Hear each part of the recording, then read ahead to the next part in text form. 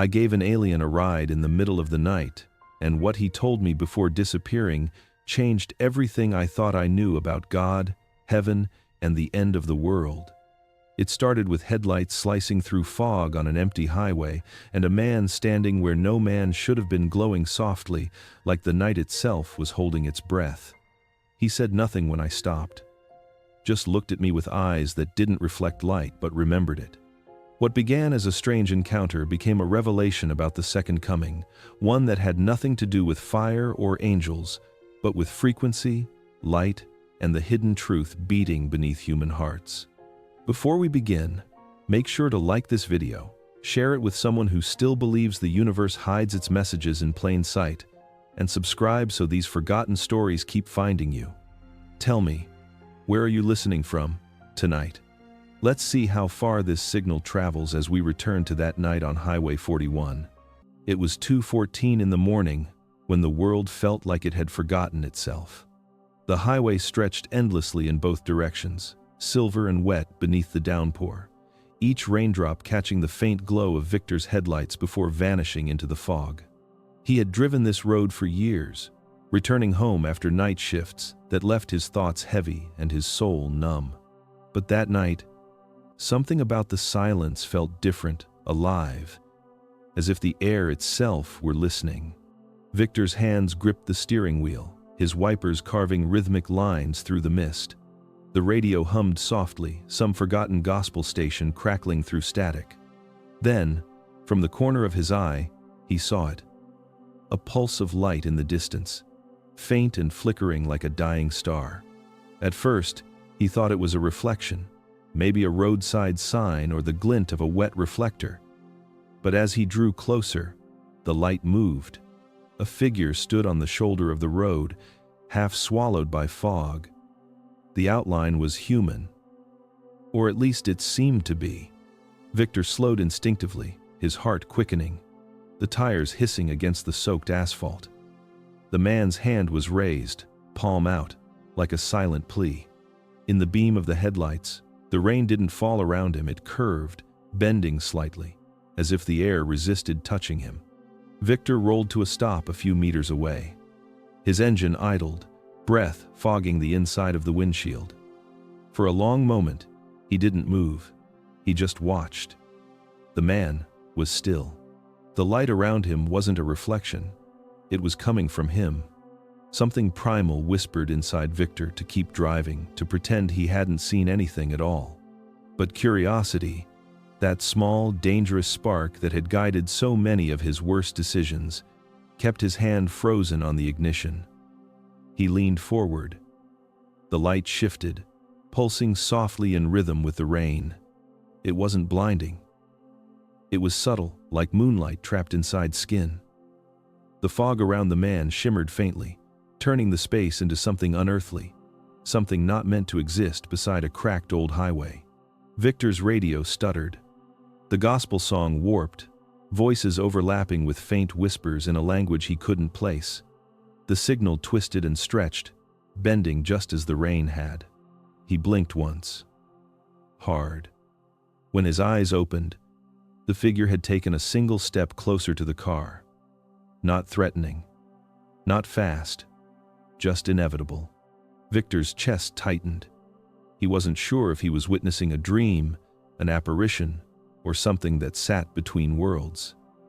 The headlights flickered once, as if in warning, then steadied.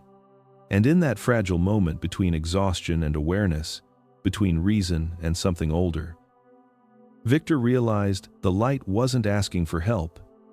It was summoning him. The road ahead disappeared into darkness, and for the first time in his life, he wasn't sure which direction led home. The man entered the car without a sound, as if the rain itself parted to let him in. Victor didn't remember unlocking the door. One moment the figure had stood in the storm, a pale blur against the fog, and the next, he was seated beside him. The door shut softly, sealing out the downpour with an unnatural hush. The air shifted instantly. The warmth from the vents vanished, replaced by something crisp and hollow. The kind of cold that doesn't touch the skin but seeps straight into the soul. Victor's breath fogged faintly on the glass. The stranger sat perfectly still, hands resting on his lap, eyes fixed forward.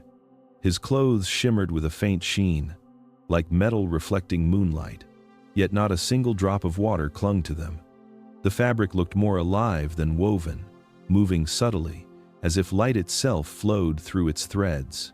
Victor gripped the steering wheel, every instinct telling him to drive, to flee, to rationalize what he was seeing.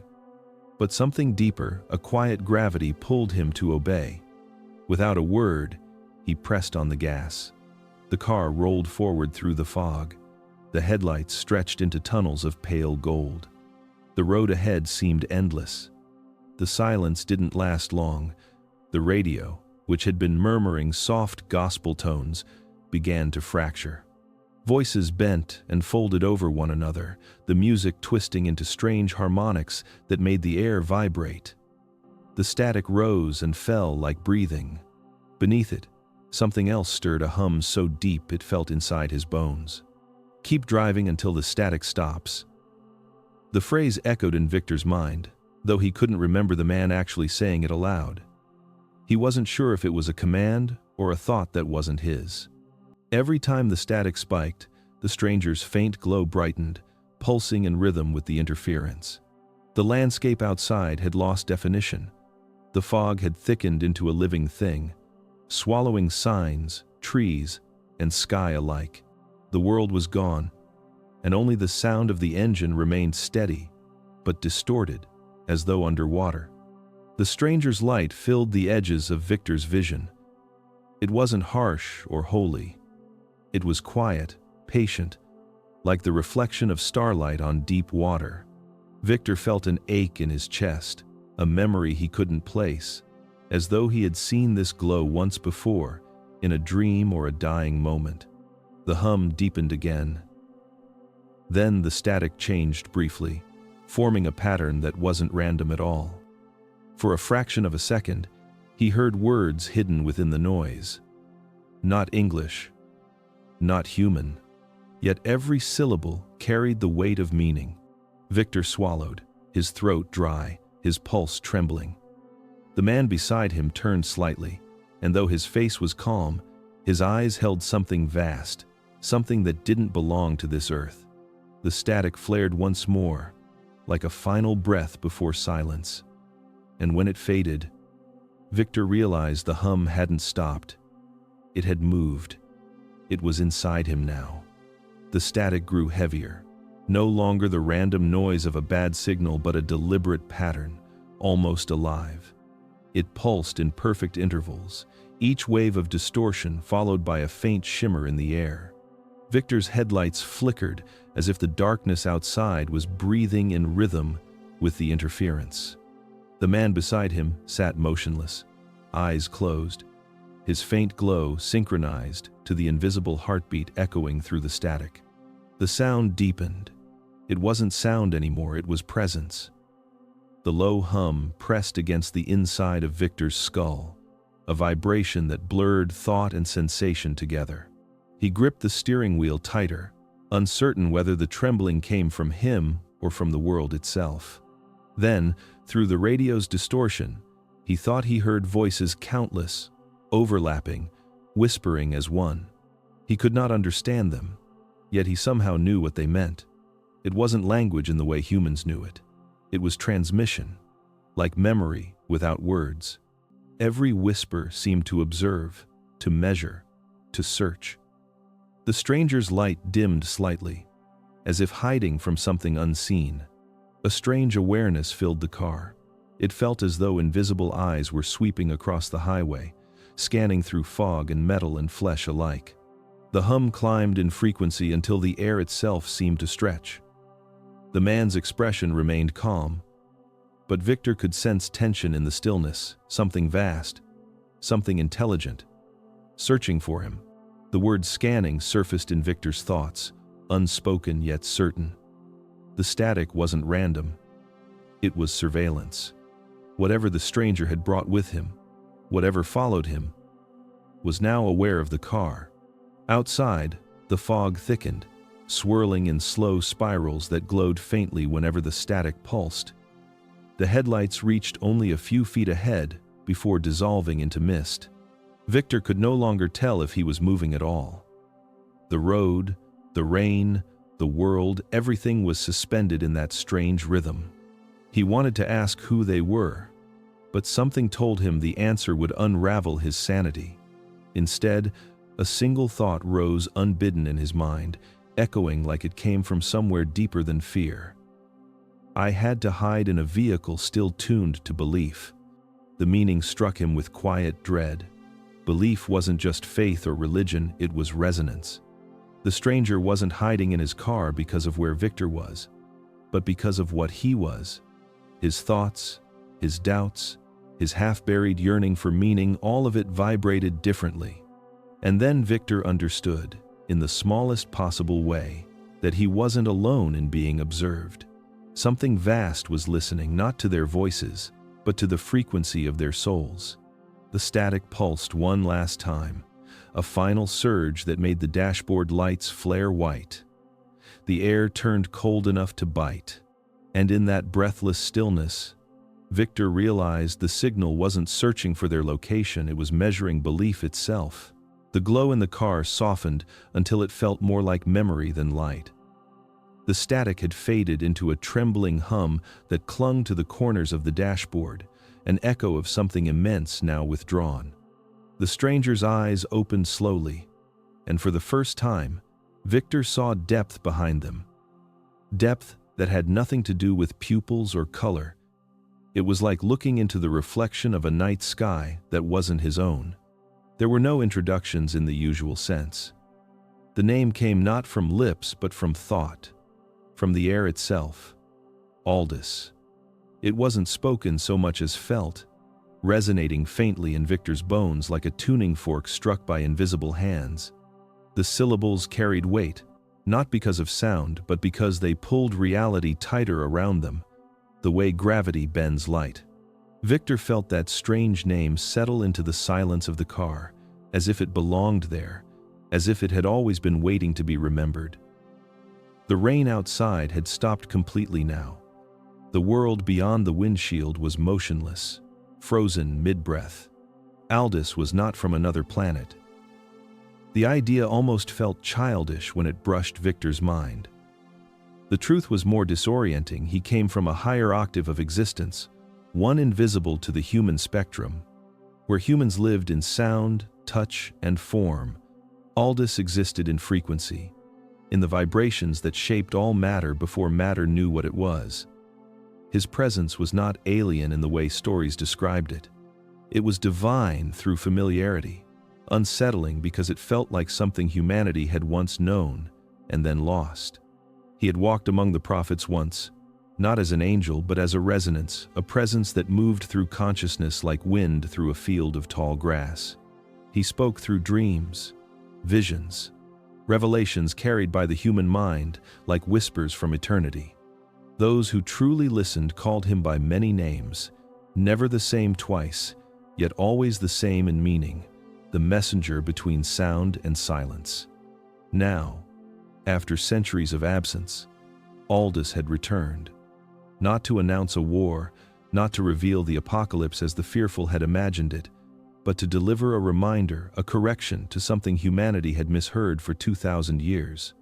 The second coming had begun. It wasn't fire in the skies or graves opening in judgment. It was subtler, stranger.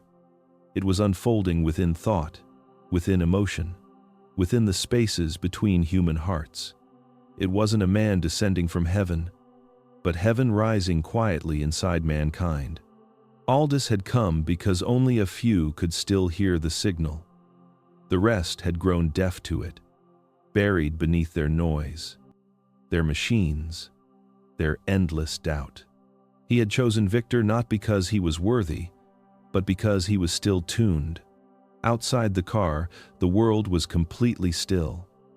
Inside, the faint hum returned low, steady, and infinite. Victor didn't know if it came from the radio, the road, or his own heartbeat.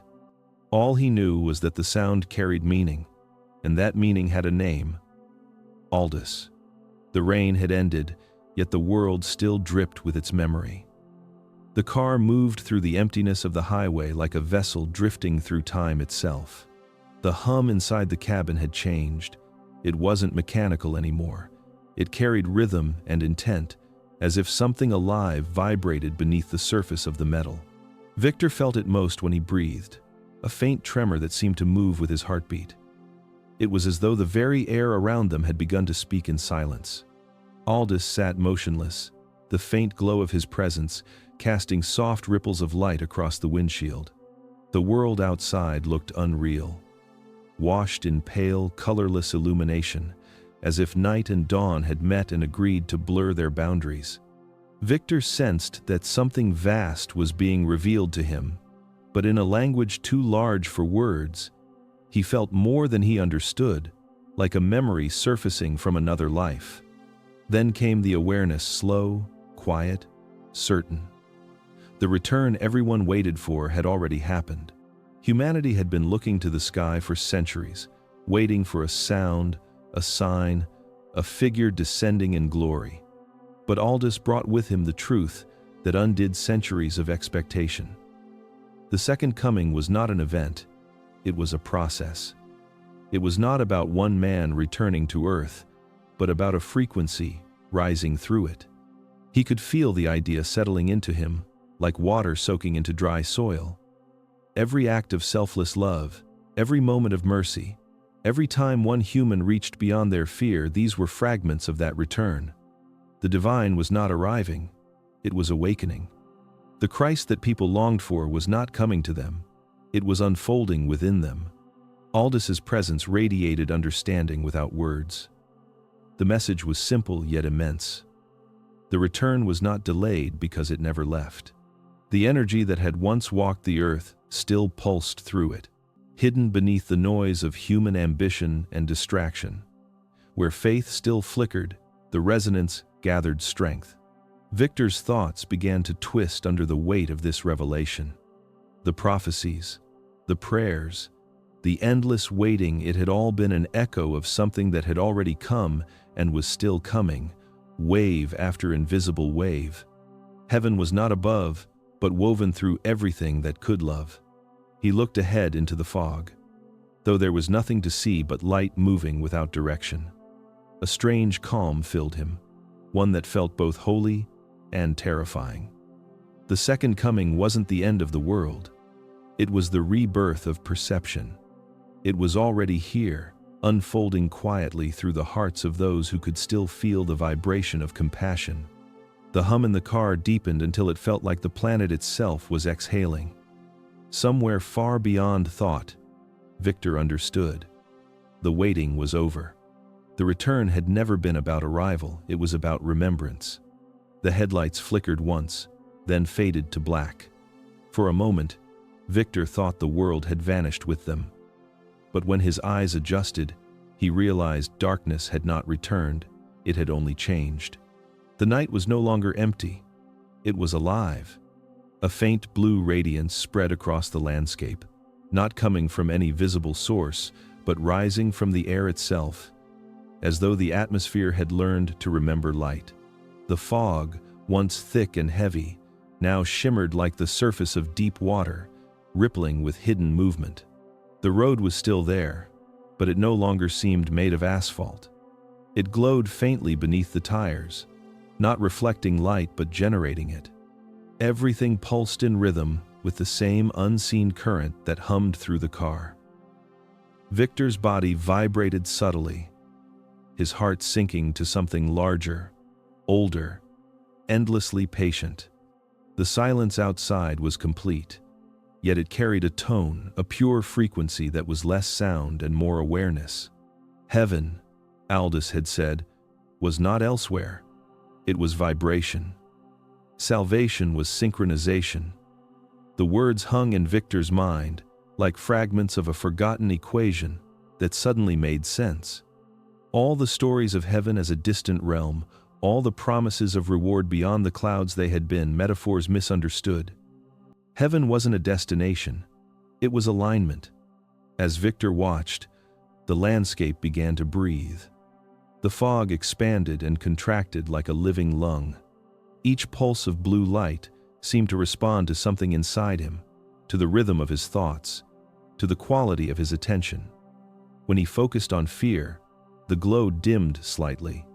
When he allowed stillness, it returned, brighter, steadier. The world around him was mirroring the frequencies of his own mind. He began to understand that the divine was not a place or a being, but a state of resonance. Every emotion, every intention, every thought created waves that rippled into the unseen fabric of existence. To live in harmony with love was to rise in vibration, to align with that greater field, the true kingdom. Somewhere beyond the glowing fog, shapes began to flicker, forms of light that seemed to move without moving, patterns too intricate for human perception. They pulsed, not as separate entities but as extensions of one vast consciousness.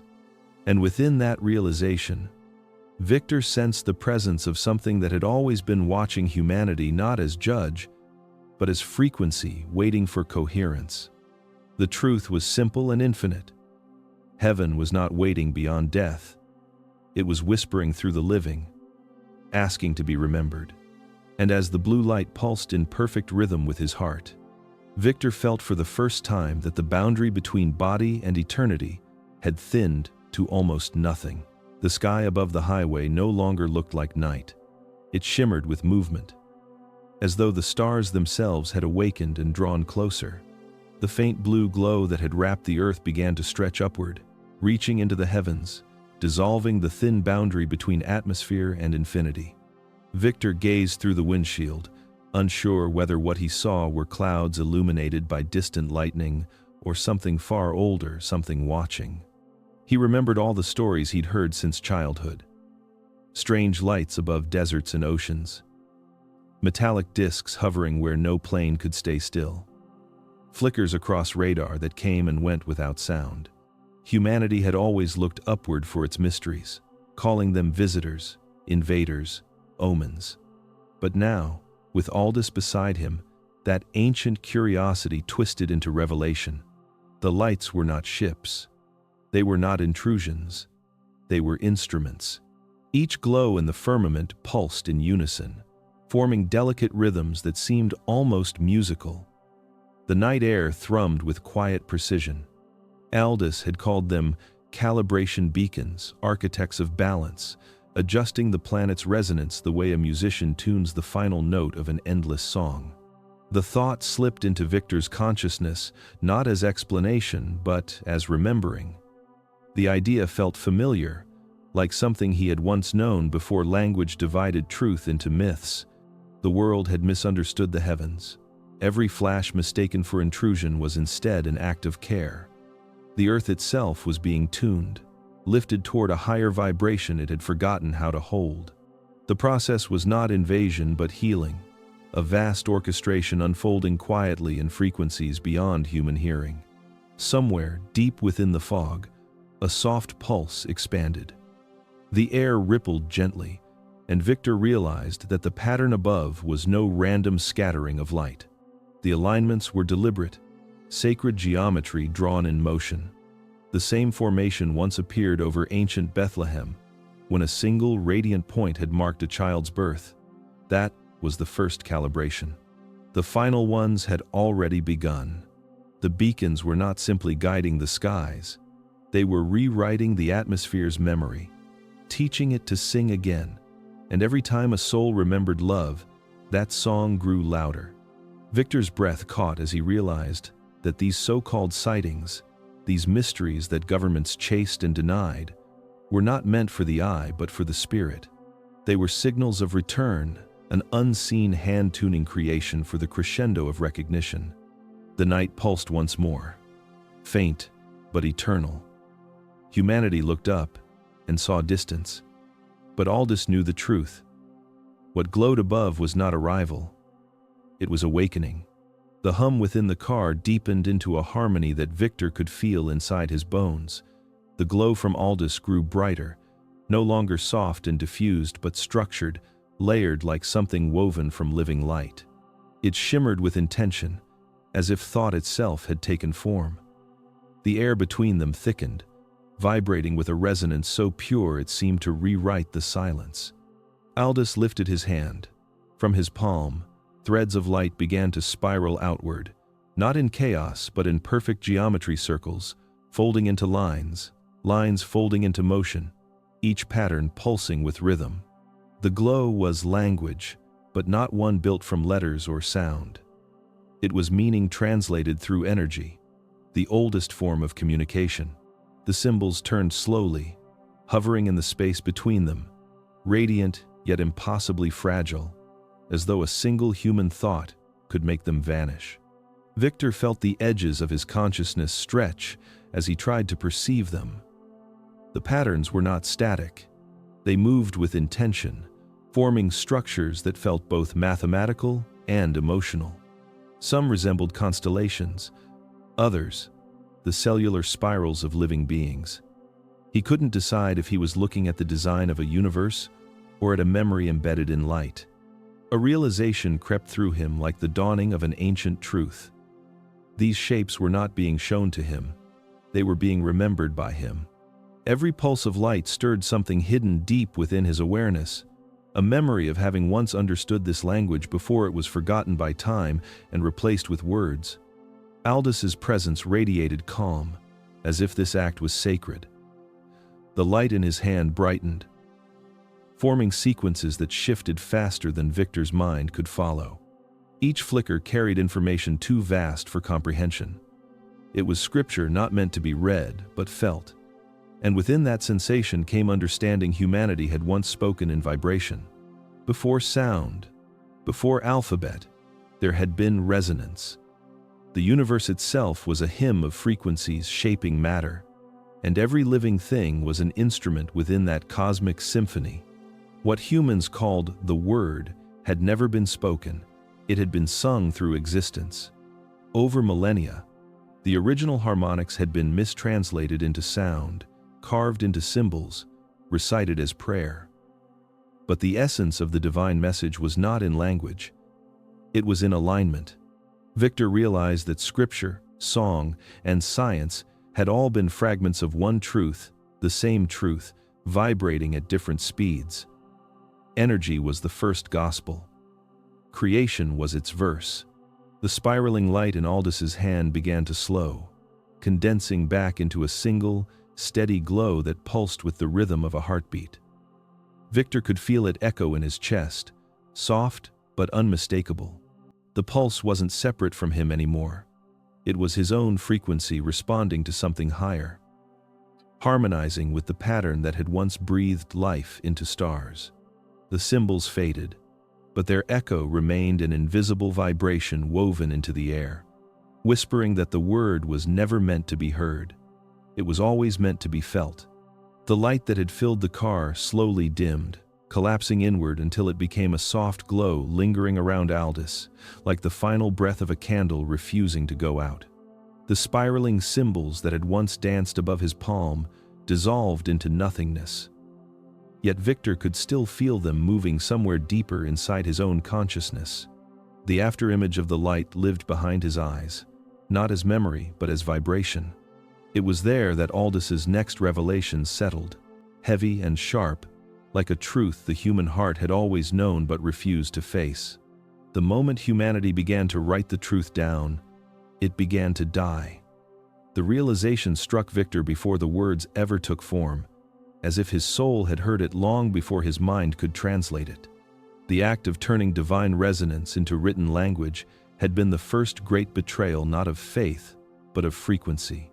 The sacred had once moved freely, alive in the vibration between beings, shared through experience, not explanation.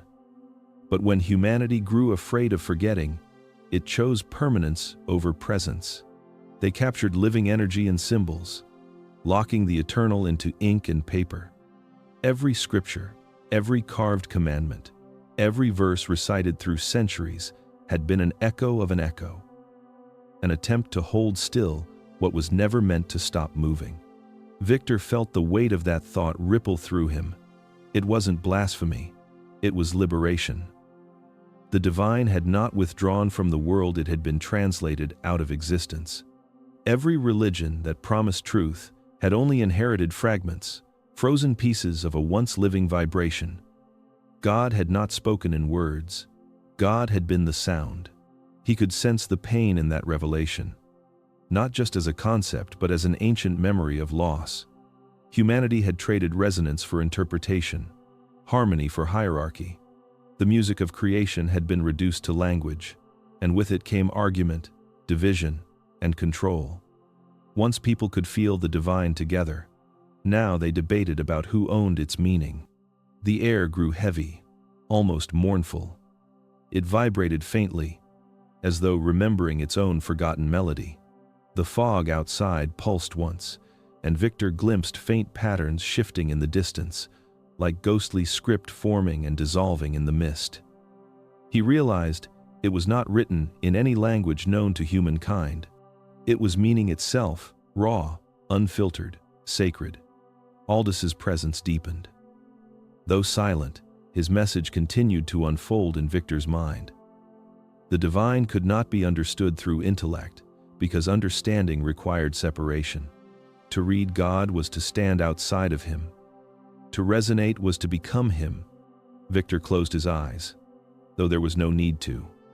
The world had become vibration, his body an instrument, his thoughts the strings.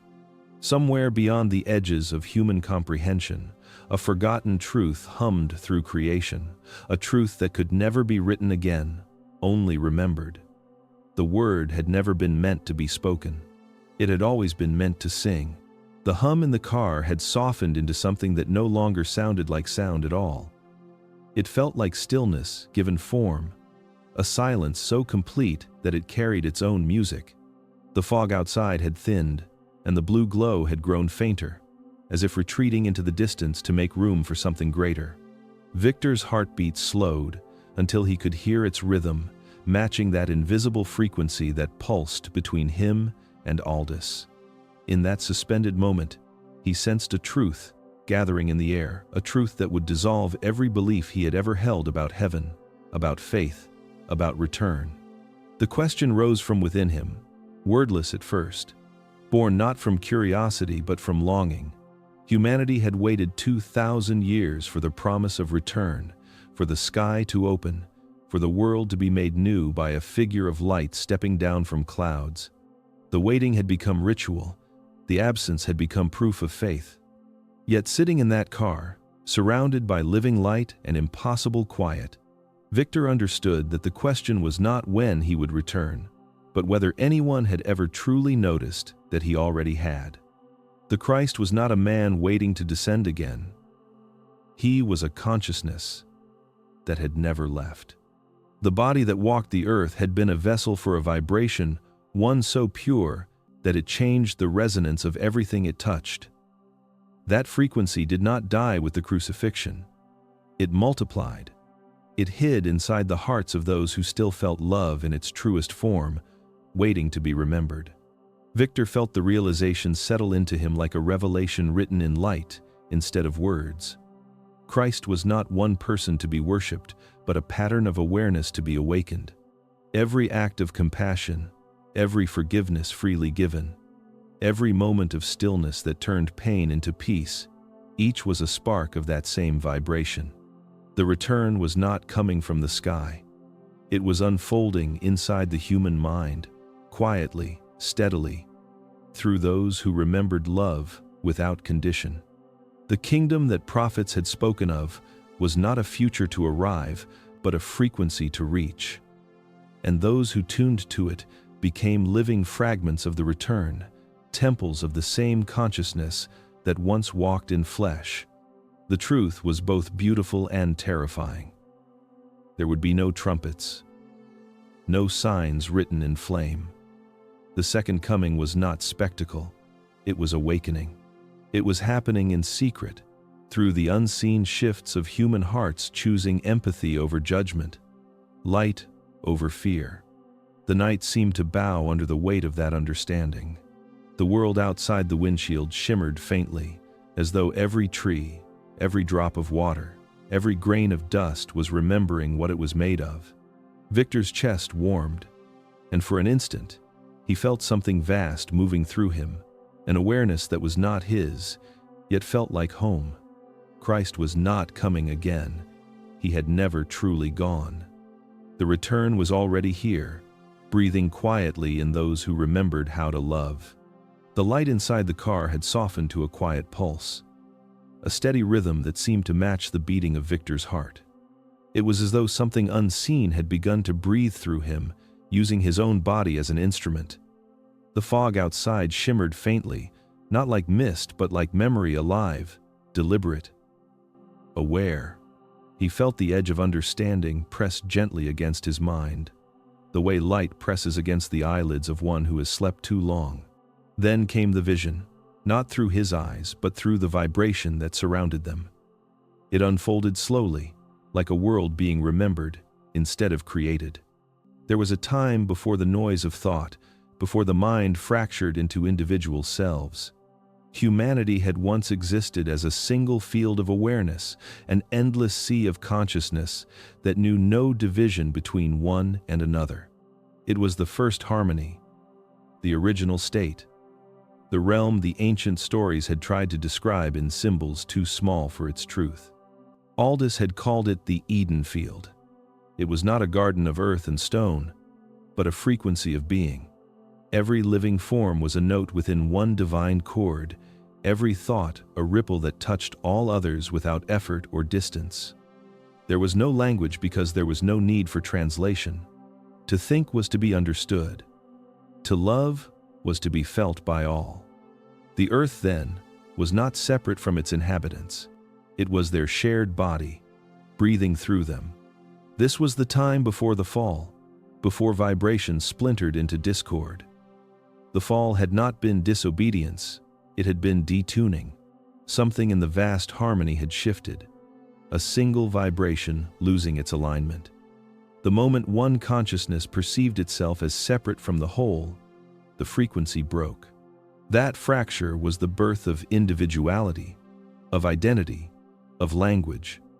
Humanity gained the power to name, but lost the ability to feel as one.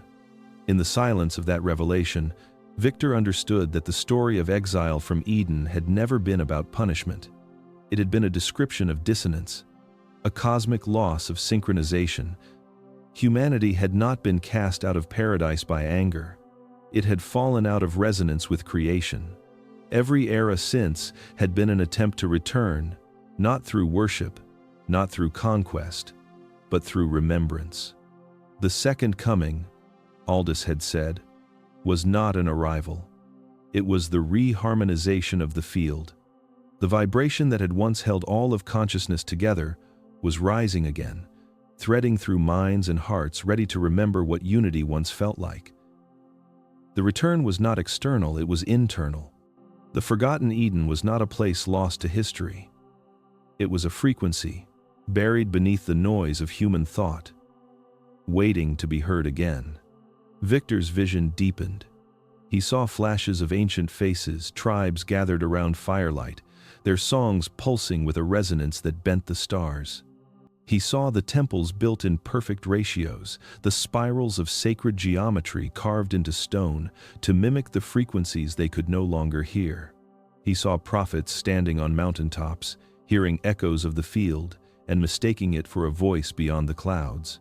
Every religion, every myth, every prayer was an attempt to remember what it felt like to belong to the same song.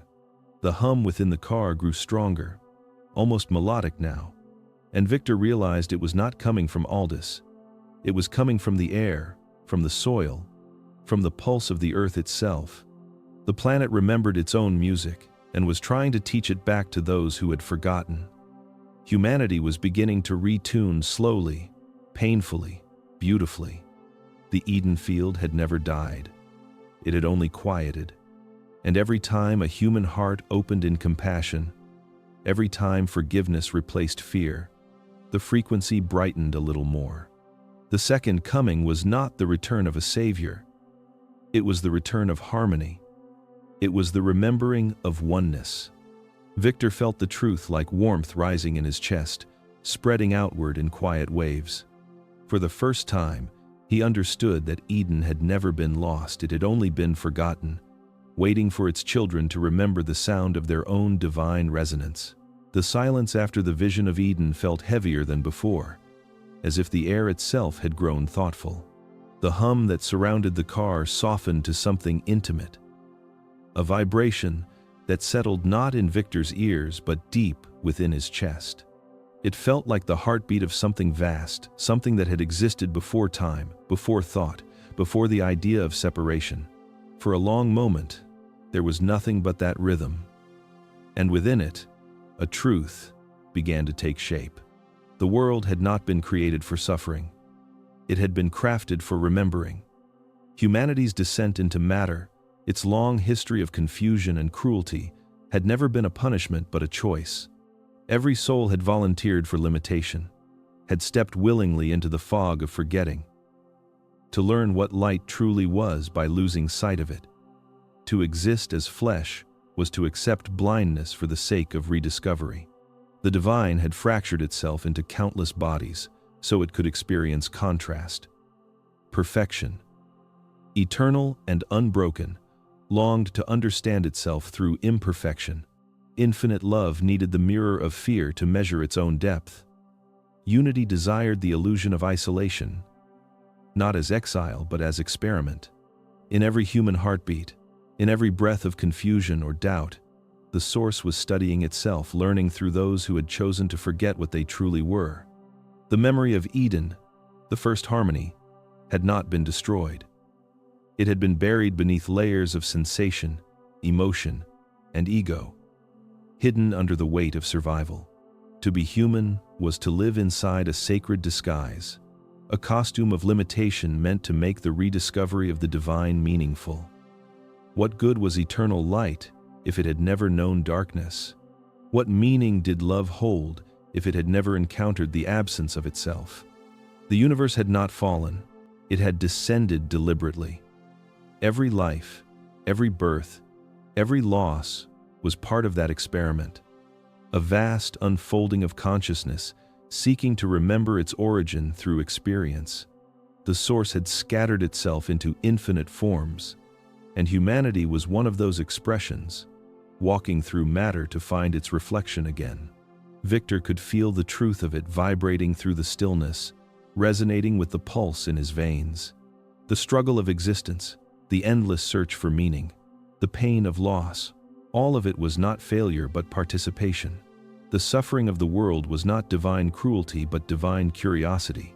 The source was not distant. It was learning through its fragments, each human life, a chapter in the endless story of remembrance. Even the source, Aldous had said, sought contrast.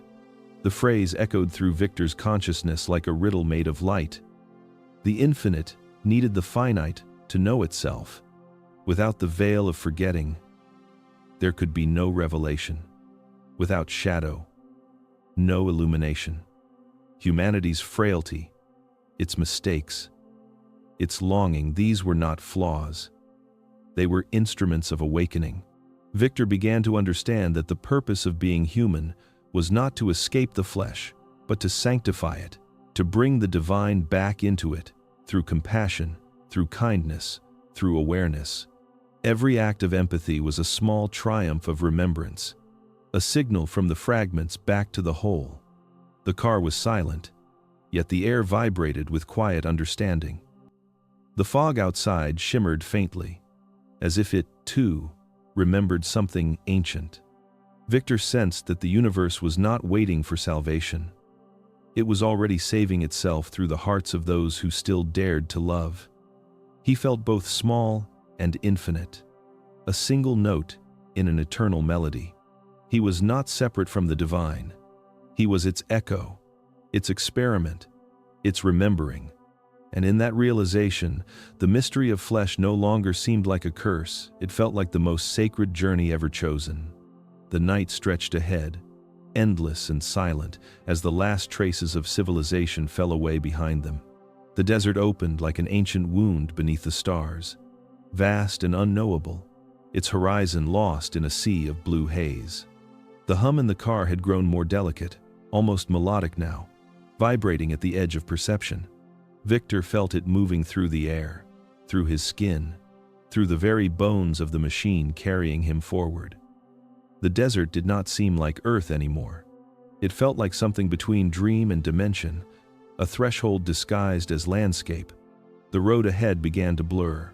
The yellow lines that marked its edges wavered and bled into the darkness until they became threads of light, curving and stretching as if melting into the horizon. The tires no longer made sound. It was as though the ground had disappeared entirely and the car had become a vessel gliding on invisible current. The headlights reached forward, but instead of illuminating the path, they were swallowed by a soft, luminous mist that shimmered with faint patterns, spirals, circles, and shifting geometry that seemed to breathe. Victor's gaze lifted to the sky. The constellations he had always known were gone. In their place, the stars were moving, slowly at first, like pieces sliding into place within an unseen equation, then faster, rearranging themselves into intricate patterns that pulsed with living precision. Each formation seemed to hum with a frequency that resonated deep within his chest, matching the rhythm of the vibration that had never left the car. It was as though the entire universe was tuning itself to a higher note, and he was caught within the sound. The dashboard clock froze at 2:47, the same hour his patient Dorothy had taken her last breath. The air in the car stilled, thick but weightless, and Victor realized he could no longer feel movement. Time itself had stopped obeying direction. There was no sense of past or future, only a vast unfolding present that stretched in every direction at once. His thoughts slowed until even fear became impossible. He was neither moving nor still, neither awake nor asleep. He simply existed suspended in the luminous space between frequencies. The stars above brightened until they became too symmetrical to be natural. They formed halos, overlapping in geometric perfection, spinning around a center that was everywhere and nowhere. The entire sky had become an architecture of light, a cathedral built from vibration instead of stone. Every flicker in the heavens was a note in a cosmic chord, and for a fleeting moment, Victor understood what creation must have sounded like at its birth. The horizon dissolved. The desert, the car, even his body seemed to lose definition. The boundaries that had once separated matter from light began to thin, then vanish entirely. He could feel the vibration that made up his cells, the hum that lived beneath thought, the echo of the same energy that had created suns. He was no longer observing the night. He was inside it.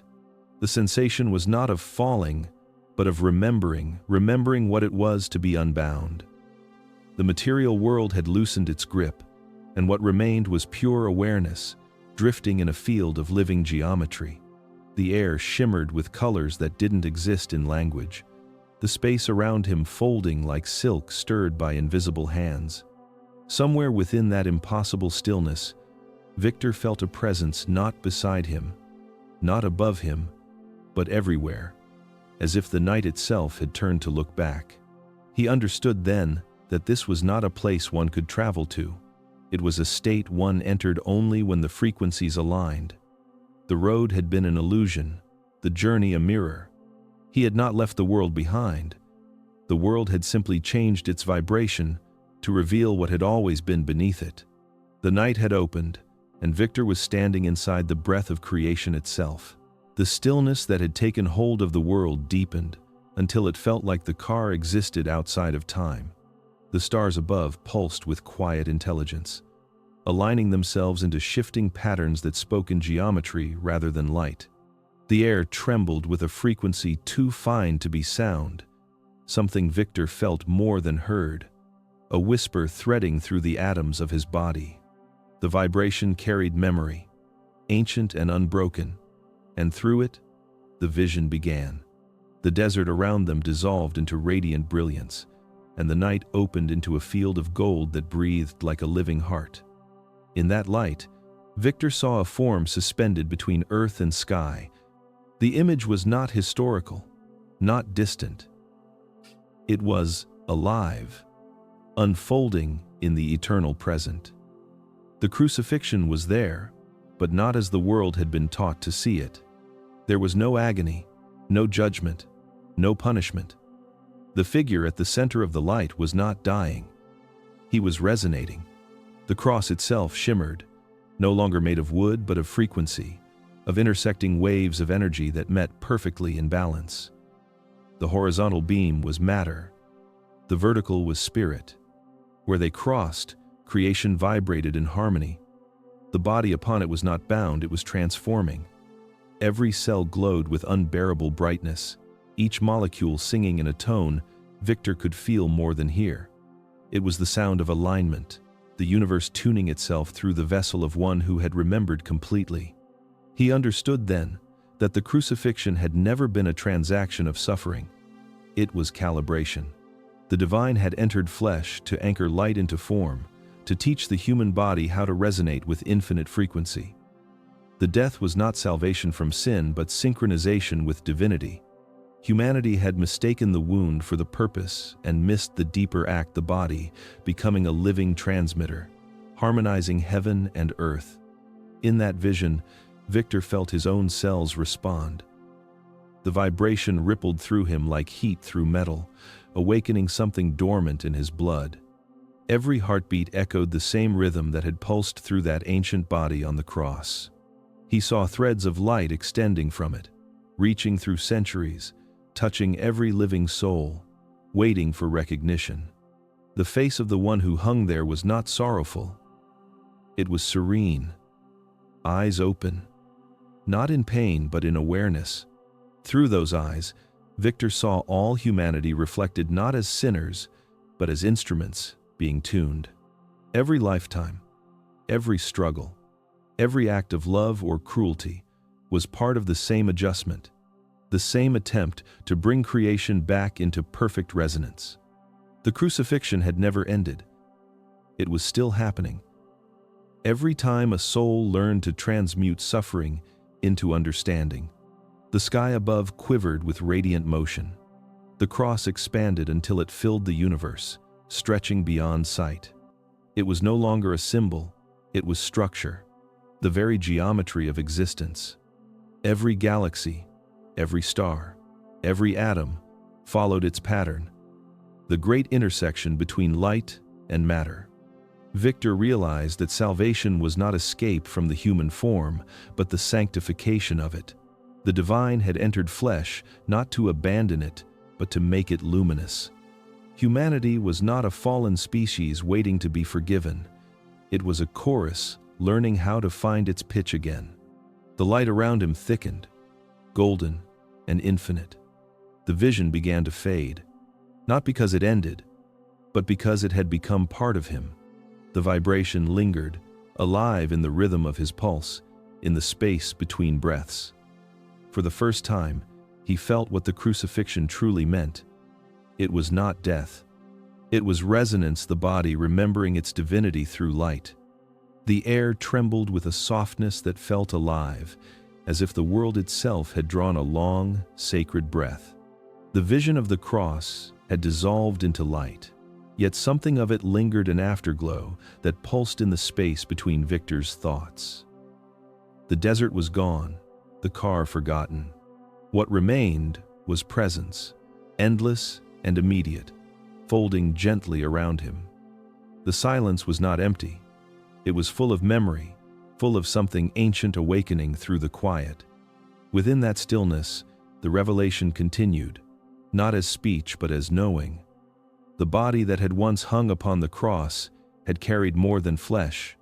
Within its veins flowed light woven into matter, a kind of bioinformation far beyond the comprehension of science or scripture.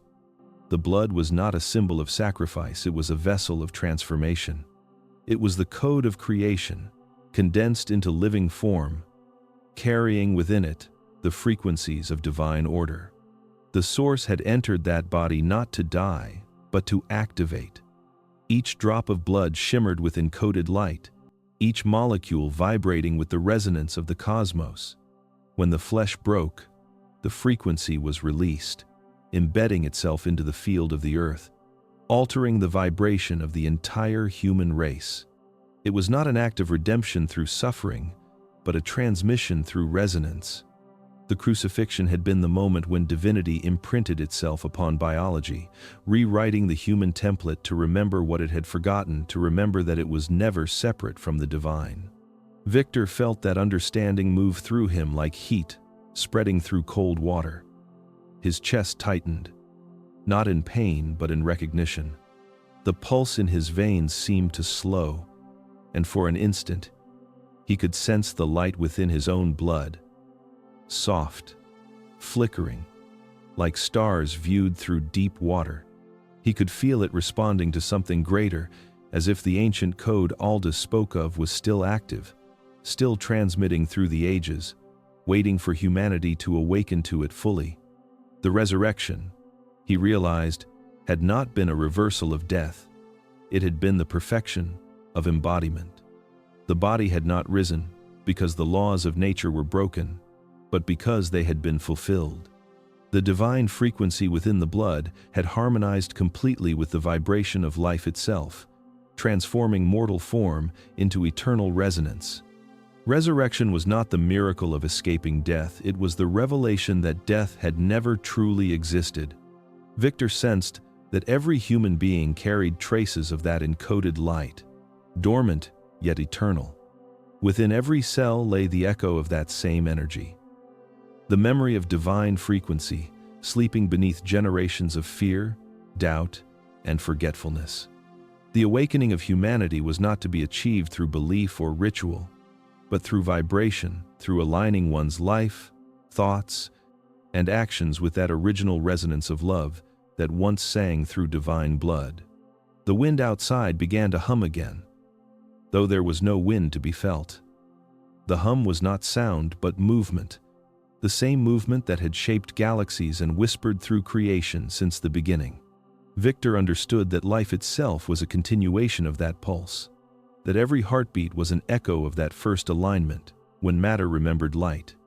The resurrection was not the story of one man, but the destiny of all beings. The blood that remembered had never stopped flowing.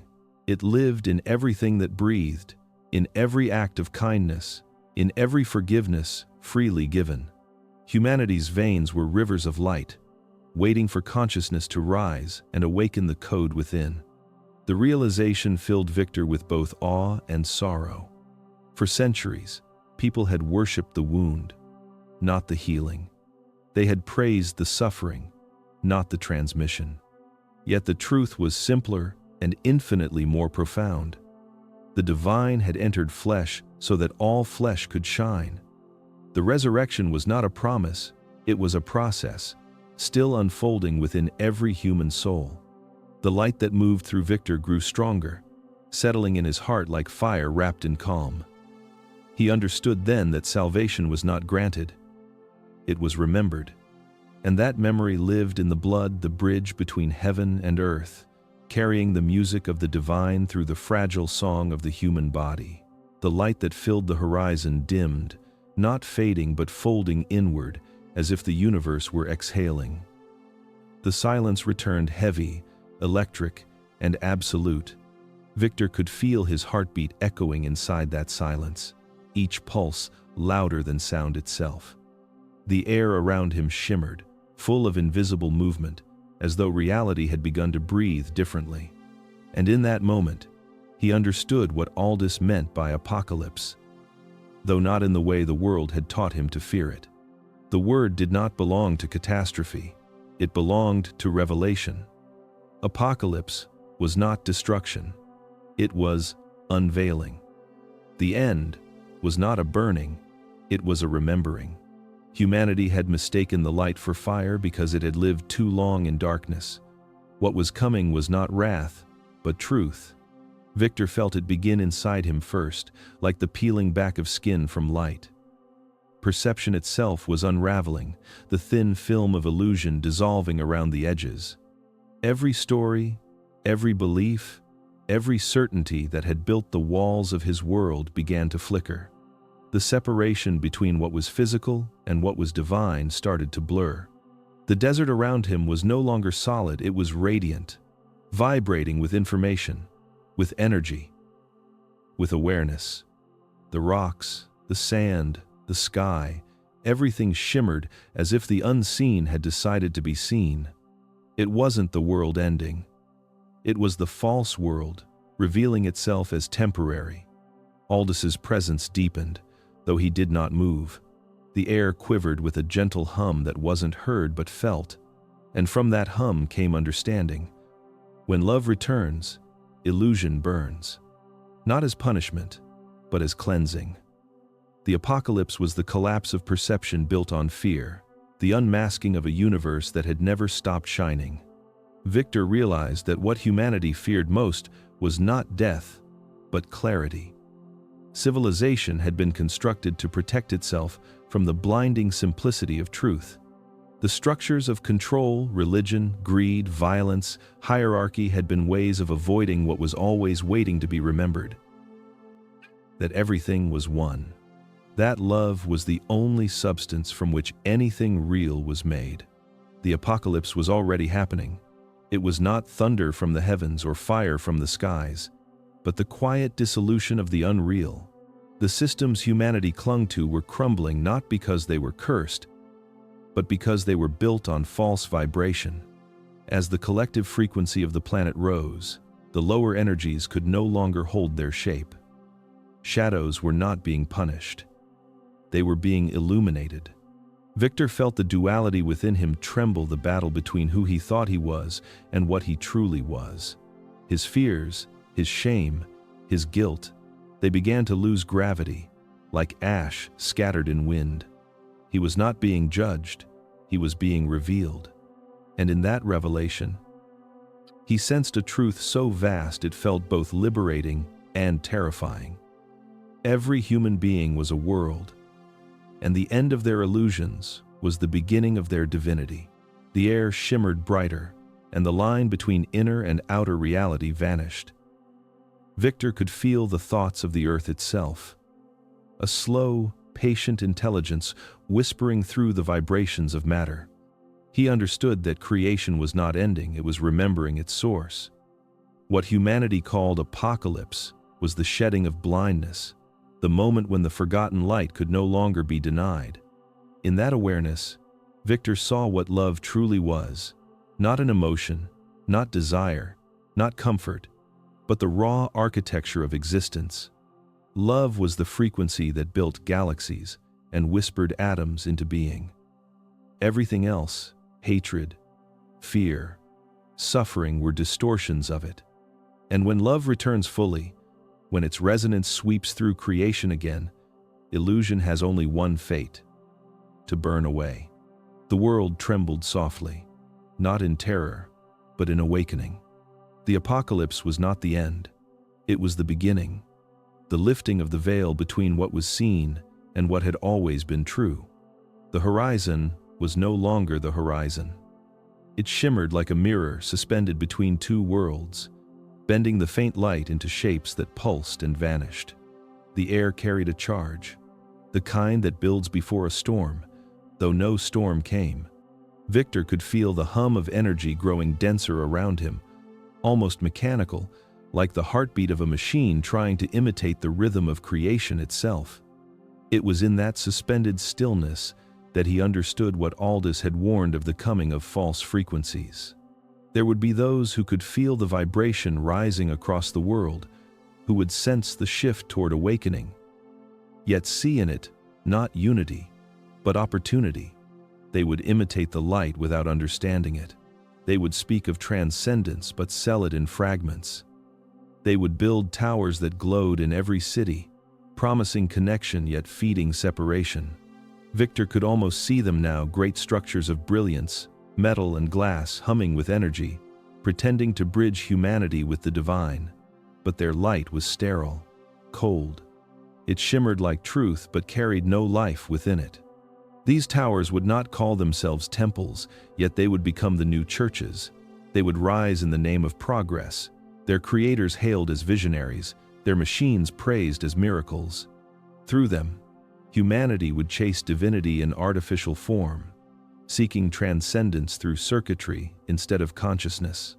The imitation would be almost perfect frequency without soul.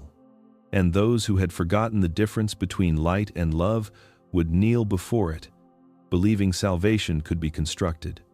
Victor sensed the danger in it. The world was hungry for meaning, desperate for relief from its disconnection. That hunger made it vulnerable.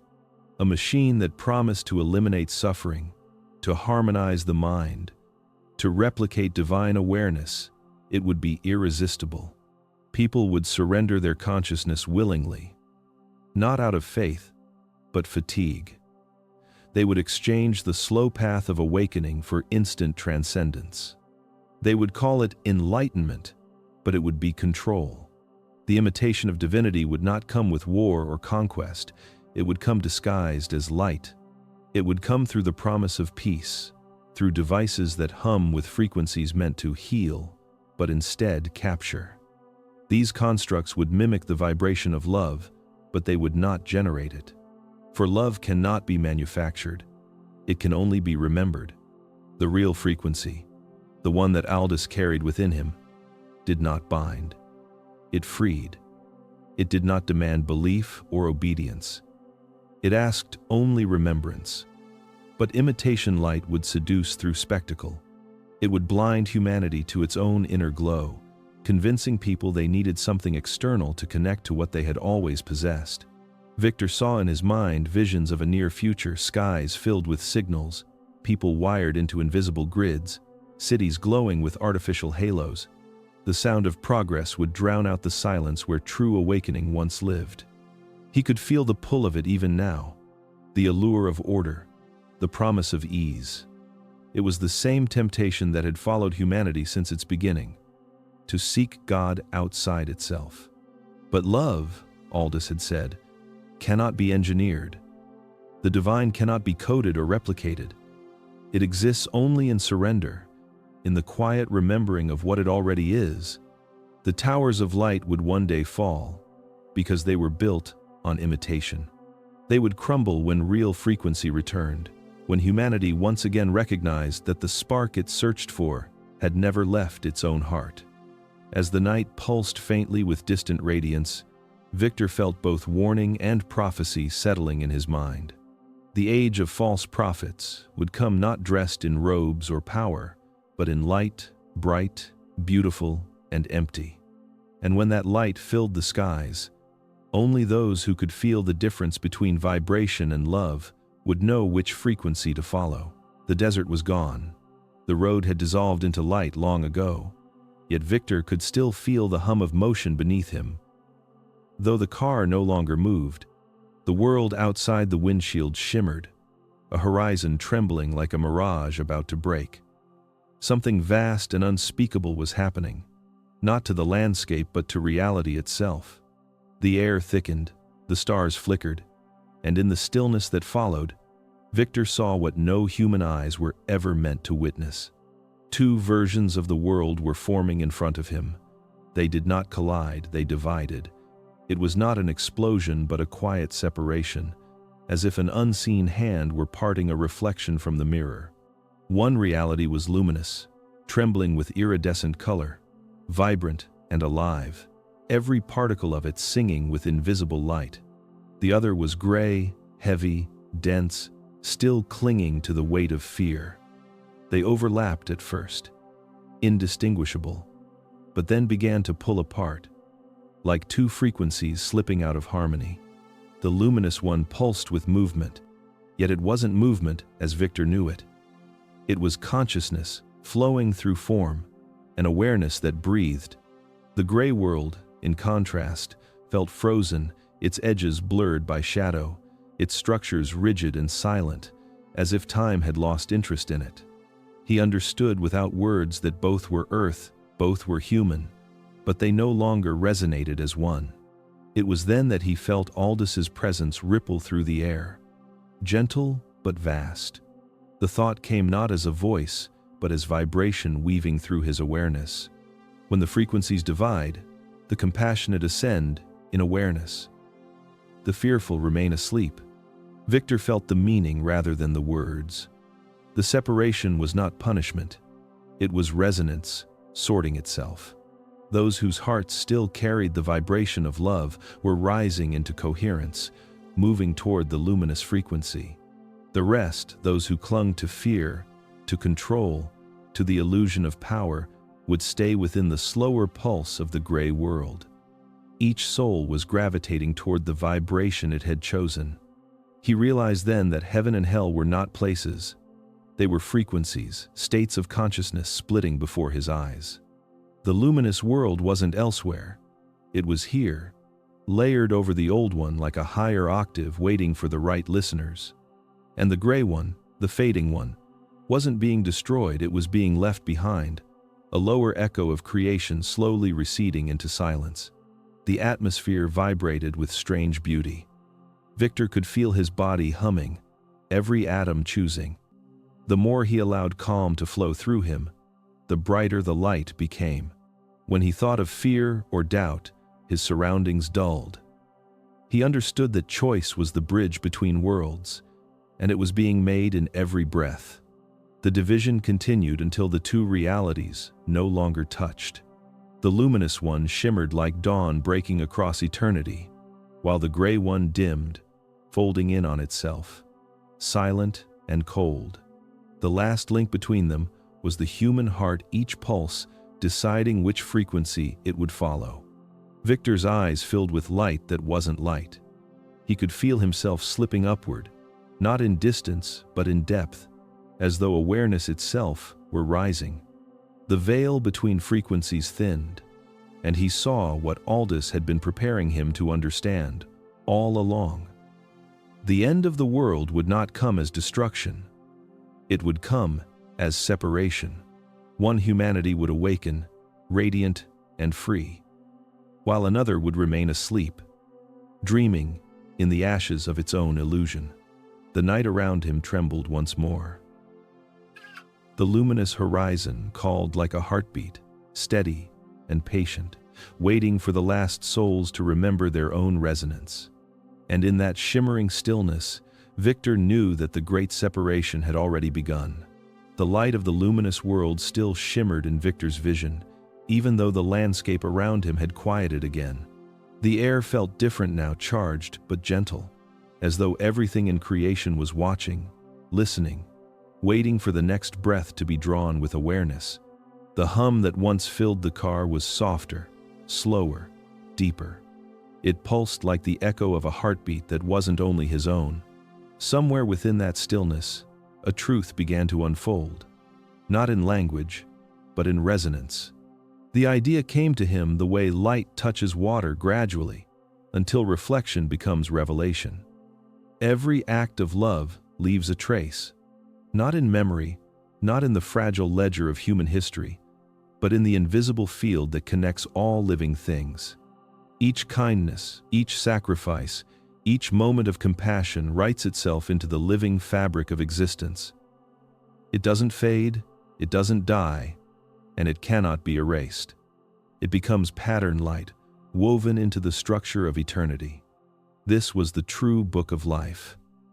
It was not ink and page, not written by divine decree or celestial hand. It was a living archive, built by the vibration of human hearts. No judge stood before it. No scribe waited at the gates of heaven to record the worthy. Each being, through the quiet frequency of its choices, carved its resonance into the field. The universe remembered every tone of love ever released into it, every frequency born from empathy and selflessness. Victor could sense them now, ribbons of light stretching in every direction, intertwining, expanding outward like constellations of memory. Some were faint and distant, the lingering hums of forgotten kindnesses. Others blazed like stars newly born. Each pulse of light carried a story, a child comforting another in the dark, a mother's forgiveness, a stranger's mercy, a single tear shed in understanding. These were the immortal signatures of consciousness. They did not belong to saints or heroes alone. They belonged to anyone who had ever loved. He began to see how the field moved, alive and fluid, shaping itself around intention. The energy of cruelty and fear faded quickly, heavy and short-lived, unable to sustain its own vibration. But the energy of love resonated endlessly, amplifying itself through others. When one heart opened, it awakened another, and the light spread outward, brighter and stronger, until even the smallest act of compassion could ripple through the cosmos. Victor felt the truth of it in his own body. His chest glowed with warmth, subtle but unmistakable, as if his heartbeat was a pen writing in light. The realization was humbling. No divine being chose who would be remembered. Existence itself recorded what it felt. Every moment of love, no matter how small, became eternal. The book of life was not read after death. It was lived while breathing. He understood now that the purpose of life was not to prove worthiness for some distant paradise, but to contribute to this living symphony of compassion. Every thought, every action, every vibration mattered. Humanity was not being watched from above, it was being woven from within. The record of existence was not about judgment, it was about frequency. The air shimmered softly, and the patterns of light around Victor seemed to pulse in time with his heart. The book was not separate from him. It was him. He was both the writer and the written, the melody and the memory. In that moment, Victor felt a peace he had never known. He understood that salvation was not found in confession, but in creation. Every time a heart chose love over fear, the universe expanded a little more. The book of the living was not a promise of heaven. It was heaven itself, written one heartbeat at a time. The light that had filled the air began to waver, gentle and fragile, like a flame trying to remain steady against an unseen breath. The atmosphere around Victor shifted, the hum that had vibrated in every particle softened into silence, yet it was not absence, it was transition. The energy that had felt infinite now felt intimate, contracting into a smaller form, as though the vastness of the cosmos were folding itself into a single, final note.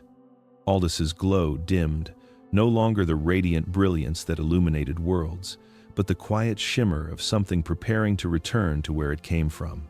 Victor could feel it before he understood it. The departure. The being beside him was fading, the boundaries of form dissolving into the very air. The desert, or whatever lay beyond it now, seemed to lean closer, as though reality itself wished to listen. The vibration that had once shaken the edges of his perception now whispered only through his heartbeat.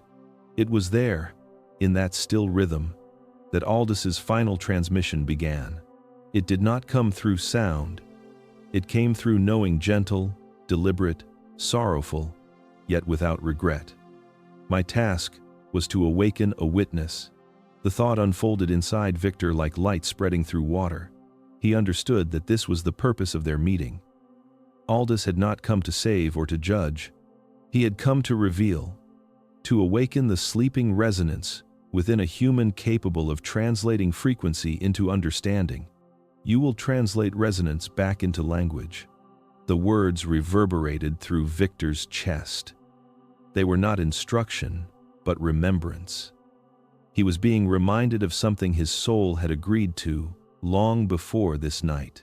The gift of human speech, the very thing that had once divided man from divine harmony, was now being given new purpose.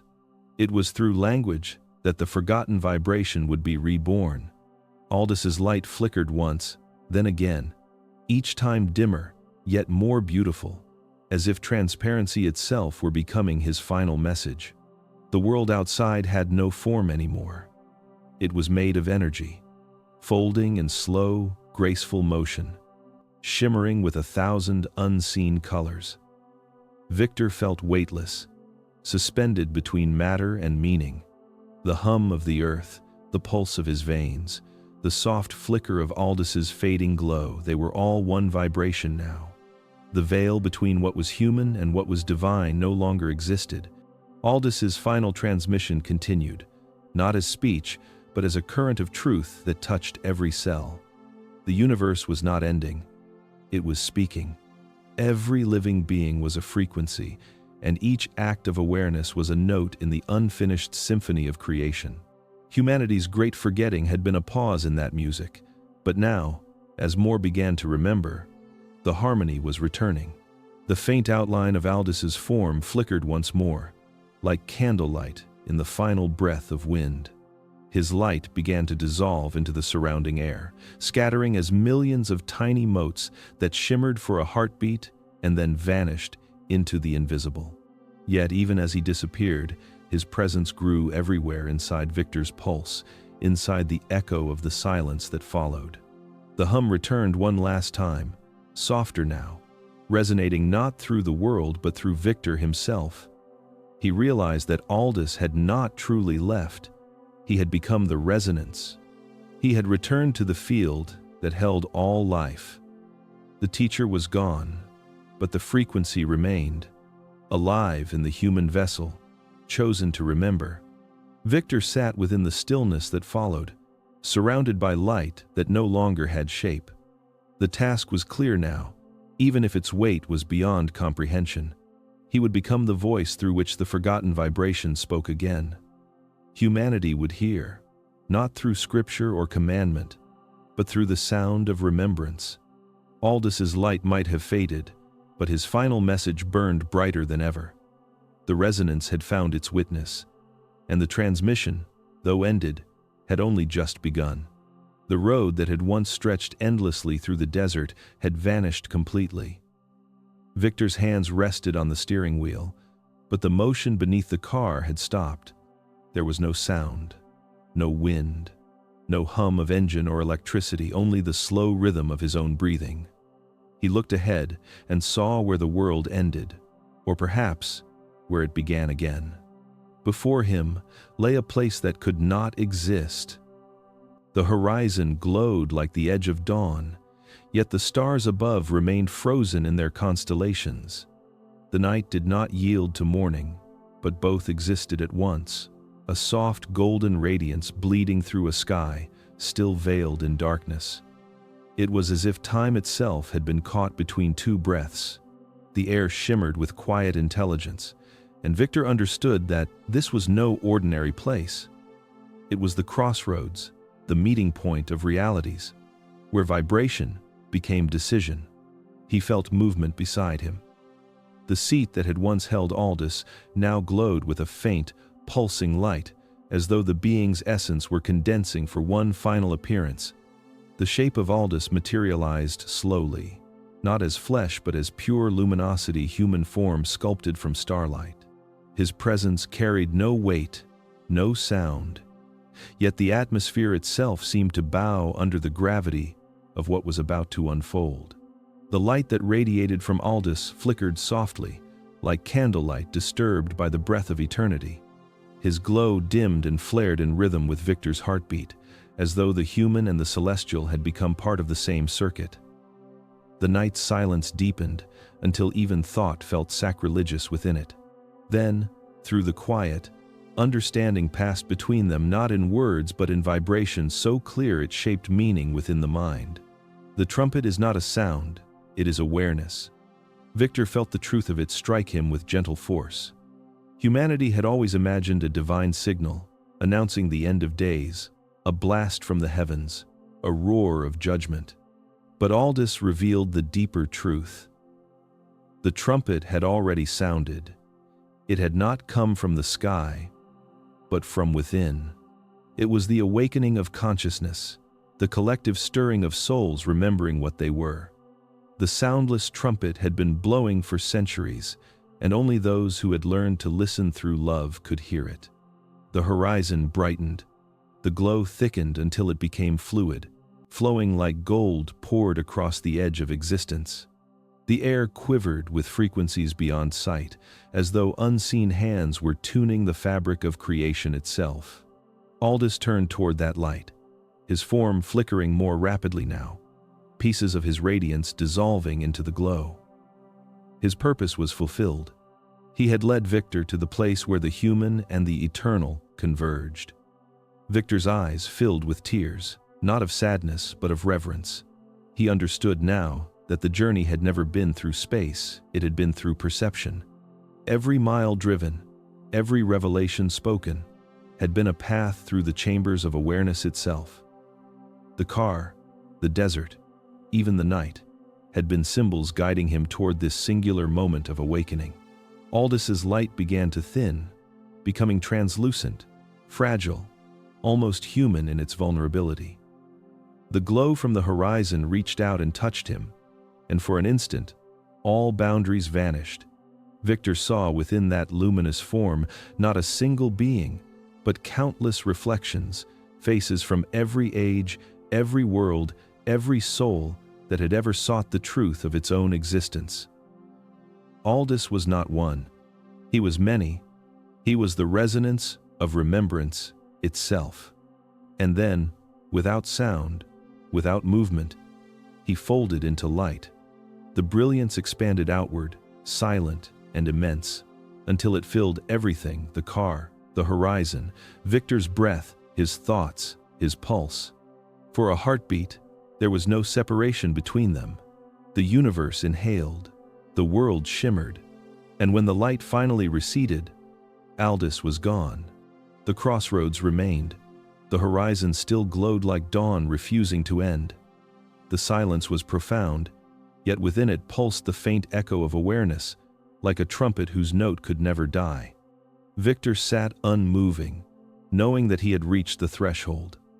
The guide had vanished, but the resonance endured alive in his chest, waiting to be spoken. The journey was no longer about seeing. It was about remembering. And the sound of awakening still trembled in the air, infinite and near. The light that had consumed everything withdrew slowly, leaving behind a silence that felt heavier than gravity. The glow along the horizon dimmed into a soft haze, neither day nor night, but something in between. The car still existed, or perhaps only Victor's memory of it did. His hands rested on the steering wheel, trembling slightly. The hum that had once filled the air was gone, replaced by a ringing in his ears, thin, almost imperceptible, like the leftover echo of something divine trying to linger just a little longer. He sat there for what could have been seconds or centuries. The clock on the dashboard had not moved. It still glowed with the same frozen time, 2:47, as though the universe itself had stopped keeping count. Outside, the landscape was unrecognizable, a field of shadow and faint illumination stretching into eternity. The air carried no wind, no movement. Reality had paused to breathe. Then, through the stillness, came a flicker of sound. The car's old radio, silent since the beginning of the journey, crackled to life. It began with static, soft at first, like a whisper behind a wall, then building into a slow wave that filled the cabin. Victor's pulse quickened. The sound was familiar and foreign all at once, as if he were hearing the voice of the world itself, remembering how to speak. Through the static came a preacher's voice. It was the same one Victor had heard countless times during late-night drives home from the hospital, the voice of some local station that always preached about the end of days. "The trumpet shall sound," it said, "and the dead shall rise incorruptible." But the words no longer felt like warning, they felt like memory. The voice trembled, cutting in and out of static, distorted by something beneath it, something deeper. Under the sermon, a hidden tone emerged, a resonance too low to be natural, too steady to be static. It was not sound, not exactly, but vibration made audible. It pulsed in rhythm with Victor's heartbeat, weaving through the preacher's words until the two became one. He could feel it crawling beneath his skin, humming in his blood, awakening something he had no name for. The voice above it faded, leaving only the tone, alive and intelligent, as if waiting for him to listen beyond hearing. Then came the whisper, soft but unmistakable. It wasn't from the radio. It was everywhere. Inside him, around him, through him. "The kingdom has begun inside you." The The words rippled through Victor's entire being. They were not metaphor. They were declaration. He understood now that the kingdom was not a place waiting beyond death, nor a paradise promised after destruction. It was frequency. It was awareness. It had always been within, dormant and waiting to be awakened. Every act of compassion, every flicker of truth, every surrender to love had been building it quietly, invisibly, through the human heart. The realization struck him like light hidden inside sound. The apocalypse, the separation, the resurrection, all of it had been happening within consciousness, not across the sky. Aldis's final message had not been a farewell. It was an activation. The transmission had ended, but the frequency had remained, living in the resonance of every thought Victor would ever have from this moment forward. The static deepened, not harsh but melodic now, forming chords that shimmered at the edge of perception. For the first time, Victor realized that the noise had shape. It was forming patterns across the windshield, circles within circles, spirals unfolding endlessly. The geometry of creation painted in vibration and light. He wasn't looking at interference. He was looking at revelation rendered as frequency. The preacher's voice returned for a single sentence, broken and half lost in the distortion. "He that hath ears to hear, let him hear." Then silence again. Victor's breath slowed. The hum inside him had replaced the fear. He was not waiting for another sign, another miracle, or another savior. The signal had been received. The kingdom had already begun. And it was not above the clouds, it was blooming in the quiet expanse of the human soul. The static faded entirely, leaving behind a stillness that was not emptiness, but completion. The air inside the car glowed faintly, as though light had learned to rest. The world outside no longer looked separate from him. Everything shimmered with the same living tone. The message was clear and final, yet infinite in its echo. The divine had never departed, it had only been waiting to be remembered. The first color of morning bled across the horizon, pale and hesitant, like the world relearning how to breathe after holding itself in silence too long. The sun had not yet risen, but the darkness had softened. The highway stretched before Victor once more, quiet, familiar, and entirely different. The air felt awake. Every grain of light that spilled over the asphalt carried a pulse, a whisper, a presence. He was driving through the same stretch of earth as before, yet the world no longer appeared still. It was alive, trembling gently with unseen rhythm, as if existence itself had found its pulse again. The tires hummed against the road, a simple sound, yet even that felt holy now. It was the sound of returning, of reality folding back into the ordinary after touching something infinite. The sky above him was neither miraculous nor mundane, it was both. The clouds drifted as they always had, but their movement seemed deliberate, as though even they were aware of some secret harmony threading through all things. The radio, now silent, glowed faintly, its static long gone. Victor could feel it, though the faint trace of a tone beneath the quiet. It lived somewhere under his ribs, subtle yet constant, like a heartbeat that did not belong to his body alone. He passed the same signs he had seen the night before, their faded letters unchanged, but every word now seemed to shimmer with new meaning.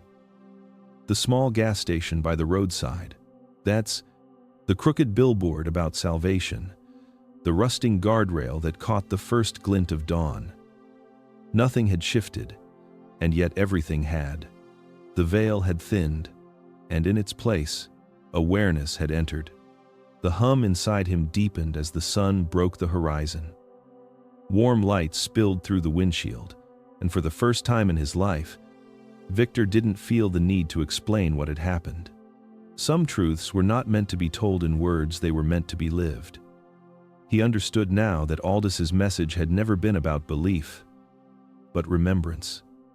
The kingdom was not an event to wait for. It was a frequency to awaken into. He thought of the world beyond this road, the hospitals where he had worked, the faces he had comforted, the sorrow he had mistaken for endings. He thought of the people still searching for salvation in the sky, waiting for a light to descend. And he realized it was already here. It was in every act of forgiveness, every quiet mercy, every heart that chose compassion over fear. The second coming was not a return of one being, it was the reawakening of an entire species to its own divinity. As the highway curved through the soft glow of dawn, Victor could feel the rhythm of life aligning around him. The hum within his chest resonated gently, not loud enough to be heard, but strong enough to be known. It was the frequency Aldous had carried, the vibration that healed, that remembered, that united. It was no longer outside him. It was part of him now, woven into breath, blood, and thought. The world would continue as it always had. People rushing to work, cities waking, children laughing, storms gathering. But beneath it all, something invisible had changed.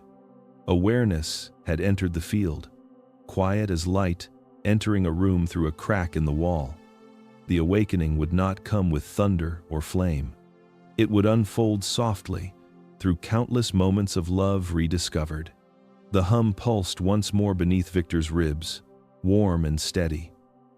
The sky before him opened in a wash of gold. The morning was ordinary, yet sacred. The car moved forward, carrying him home through a world that looked the same but was newly born. And in the hush that followed, the final truth rose within him like sunlight, breaking through mist. The second coming was never promised for the sky. It had been planted in the heart. And it was happening every time love replaced fear.